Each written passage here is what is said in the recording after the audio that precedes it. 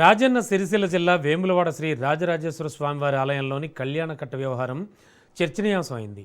భక్తుల నుంచి నగదు వసూలు చేస్తున్నారంటూ రాజ్ న్యూస్ ప్రసారం చేసిన కథనం సోషల్ మీడియాలో వైరల్ అయిన వీడియోలు రాష్ట్ర వ్యాప్తంగా చర్చకు దారితీశాయి.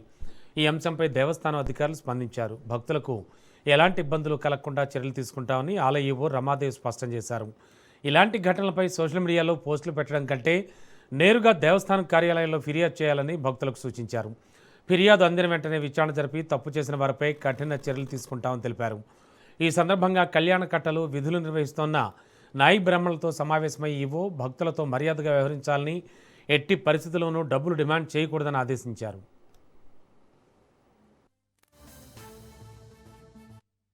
టికెట్ పైన టిప్స్ లాగా అంటే ఎవరైనా ఎంత ఇవ్వాలనుకుంటే అంత ఇస్తారు. వారి ఇష్టం కదా, డిమాండ్ చేయకూడదు కదా ఇంత అంత అని.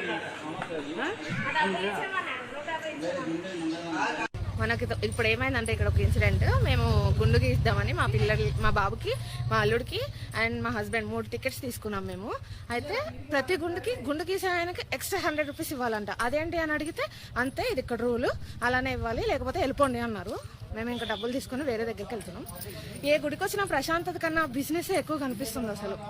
అంటే ఎంతో కొంత తీసుకో, అదే ఇవ్వండి అని అడగడం వేరు, కానీ డిమాండ్ చేయకూడదు కదా ఇంతే ఇవ్వాలి అని. వాళ్ళు చేసే ప్రాసెస్ అదే. డిమాండ్ అయితే చేయకూడదు. డిమాండ్ చేస్తే ఎట్లా? ఎవరి దగ్గర ఎంత ఉందో ఇస్తారు. వాళ్ళ ఇష్టంతో ఇస్తే ప్రేమగా తీసుకోవాలి. లేదంటే ఊరుకోవాలి. డిమాండ్లు చేస్తున్నారు ఇక్కడ. మేము అక్కడ నుండి ఇంకో ప్లేస్కి వెళ్తే అక్కడ క్లియర్ గా మెన్షన్